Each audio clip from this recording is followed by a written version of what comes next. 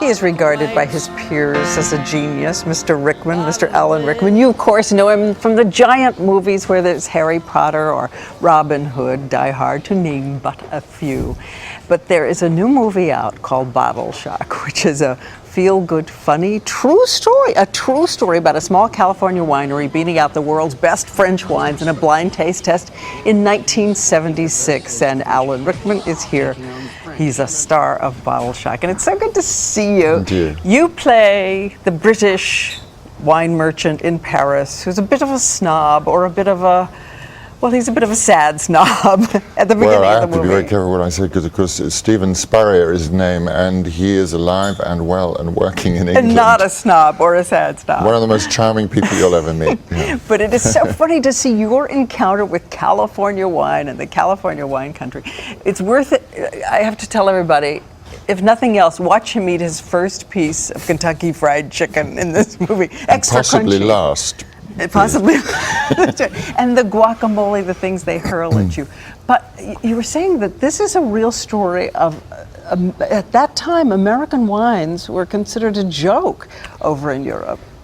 Well, I think people just didn't realize or know, and not just America. I mean, what happened as a result of this blind wine tasting is, of course, the door was open to the whole of New World wines. So South Africa's got reason to be grateful, and South America, and all the countries now that are producing their own wine. Of course, we in America just see it as high fives for America once again. Well, you won the competition. Won the competition in the blind test. People Yeah. couldn't believe it. In fact, we have pictures, I believe, of the real Barretts, and they are the featured characters in it who created. This is Jim Barrett, right, and his son, Jim and Bo, yeah. And in order to get the wine in, I mean, there are more twists and turns in this, and hair-raising, nail-biting moments, but in order to get the wine in, at the last minute, they had to recruit passengers to help them get it into the country. Well, they get past the customs problem, because he was trying to take 12 or 24 bottles of wine back for the blind wine tasting from the Napa Valley to Paris.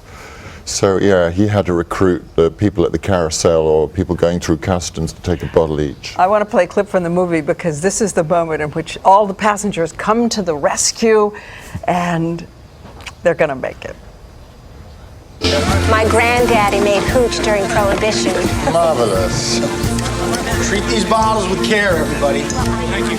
I know I speak on behalf of all vendors in Napa Valley when I say thank you. And I'll meet you all outside customs in Paris. Well done. Cheers. Safe flight.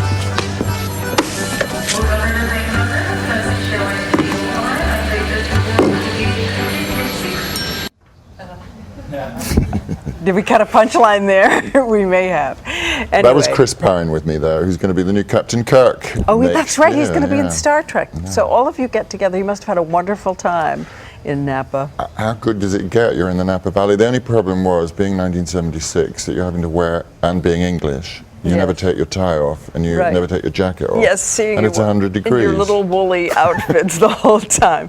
Anyway, it is such a warm and a moving story of people who believe in themselves despite the odds. It's called Bottle Shock. In a flash, be the first to know what's coming up on Good Morning America tomorrow with the GMA Daily Flash email. All the great insider details you want to know from GMA.